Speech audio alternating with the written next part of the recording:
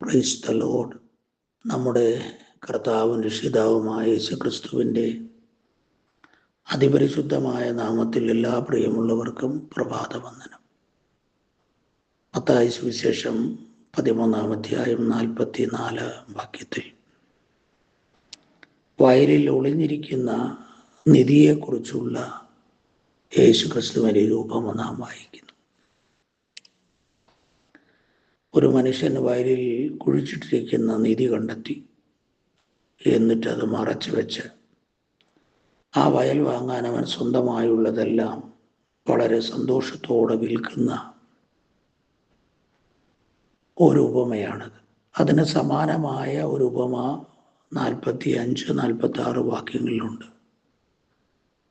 ഒരു മുത്ത് അന്വേഷിക്കുന്ന വ്യാപാരി അത് കണ്ടെത്തി തനിക്കുള്ളതെല്ലാം വിറ്റ് അത് വാങ്ങുന്നതായ മറ്റൊരു ഉപമ.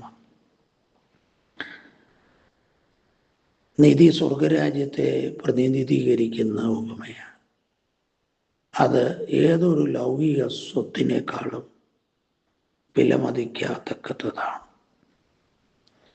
അത് നേടുന്നത് തനിക്ക് സംഭവിക്കാവുന്ന ഏറ്റവും വലിയ കാര്യമായതിനാൽ ആ മനുഷ്യൻ തൻ്റെ എല്ലാ വസ്തുക്കളും വിൽക്കുന്നു. താൻ അത് വിൽക്കുമ്പോൾ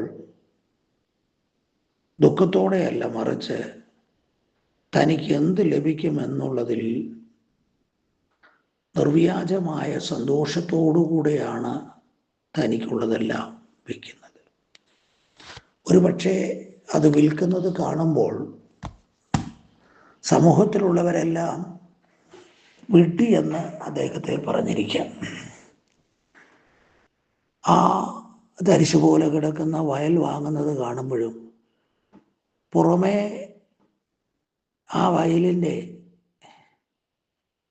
ഫലപുഷ്ടമല്ലാത്ത ഭാഗങ്ങളൊക്കെ കാണുമ്പോൾ സമൂഹത്തിലുള്ളവർ അത് വാങ്ങുന്ന ഈ മനുഷ്യൻ വിഡ്ഢിയാണെന്ന് പറഞ്ഞേക്കാം.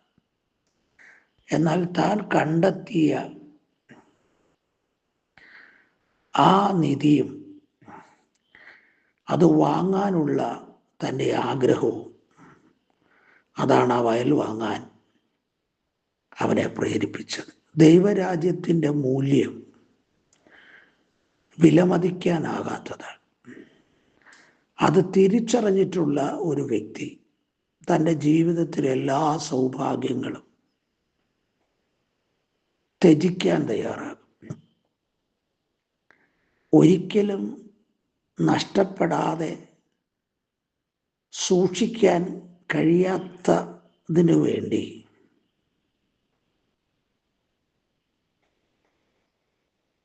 ജീവിതം നഷ്ടപ്പെടുത്തുന്ന മനുഷ്യർ വിഡ്ഢികളാണ്. കാരണം ജീവിതത്തിലെ സുഖങ്ങളെല്ലാം നഷ്ടപ്പെട്ടു പോകുന്നതാണ്. വെള്ളത്തിൽ കുമിള പോലെ എന്നാണ് പറയുന്നത്. എന്നാൽ ഒരിക്കലും നഷ്ടപ്പെടാൻ സാധ്യതയില്ലാത്ത നിത്യമായ നിക്ഷേപമാണ് ദൈവരാജ്യം. അതിനുവേണ്ടി ഈ ലോകത്തിലെ സുഖങ്ങളെയൊക്കെ ചപ്പെന്നും ചവറെന്നും എണ്ണുന്നത്, അത് ഒരു ബുദ്ധിമാനായ മനുഷ്യൻ്റെ ലക്ഷണമാണ്. അപ്പോസ്തലനായ പൗലോസ് പറയുന്നത് പോലെ യേശുക്രിസ്തുവിനെ കുറിച്ചുള്ള പരിജ്ഞാനത്തിൻ്റെ ശ്രേഷ്ഠത നിമിത്തം തനിക്കുള്ളതിനെ എല്ലാം ചവറ് എന്നെണ്ണാൻ പൗലോസ് തയ്യാറായി. പ്രിയമുള്ളവരെ,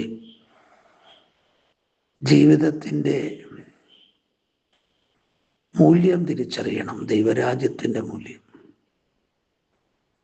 അത് തിരിച്ചറിഞ്ഞാൽ ആ ദൈവരാജ്യത്തിന് വേണ്ടി ഈ ഭൂമിയിലുള്ള എല്ലാം നഷ്ടപ്പെട്ടാലും അതൊരു നഷ്ടമല്ല. ലഭിക്കാനിരിക്കുന്നത് ഒരു വലിയ നിധിയാണ്. ഇന്ന് പ്രഭാതത്തിൽ അത് തിരിച്ചറിയുക. അതൊരു വലിയ മുത്താണ്. തനിക്കുള്ളതെല്ലാം വിറ്റാലും അത് ലഭിച്ചാൽ അതിൻ്റെ മൂല്യത്തോളം വരില്ല തനിക്കുള്ളത് മുഴുവൻ. അതാണ് ഈ രണ്ട് ഉപമയിലൂടെ യേശു പഠിപ്പിക്കുന്ന ഒരു പാഠം. ദൈവരാജ്യത്തിൻ്റെ മൂല്യം തിരിച്ചറിയാനും അതിനേക്കാൾ മൂല്യമില്ലാത്തത് മുഴുവൻ ഉപേക്ഷിക്കാനും ത്യജിക്കാനും തയ്യാറാകുക. ജീവിതത്തിൻ്റെ വിജയമാണത്. അതിനേക്കാൾ വലിയ നേട്ടം വേറെയില്ല പ്രിയരെ. ലക്ഷക്കണക്കിന് കോടിക്കണക്കിന് മനുഷ്യർ, ഭക്തർ ആ യാഥാർത്ഥ്യം തിരിച്ചറിഞ്ഞ് ജീവിതത്തിലെ സുഖങ്ങൾ ഉപേക്ഷിച്ചത്, ജീവനെ പോലും കളഞ്ഞവരാണ്. സ്നേഹവാനായ ദൈവമേ, സ്വർഗീയ പിതാവേ, ദൈവരാജ്യത്തിൻ്റെ മൂല്യം എന്താണെന്ന് തിരിച്ചറിഞ്ഞ് അതിനുവേണ്ടി സകലവും ത്യജിക്കാൻ തയ്യാറാകുന്ന ബുദ്ധിമാന്മാരായി ഈ സന്ദേശം കേൾക്കുന്ന എല്ലാവരും മാറട്ടെ. അങ്ങയുടെ സഹിത്വം തരുന്ന ആ ശുഭത, അതിൻ്റെ മൂല്യം ഇന്ന് പകൽ നിന്റെ ജനം തിരിച്ചറിയട്ടെ.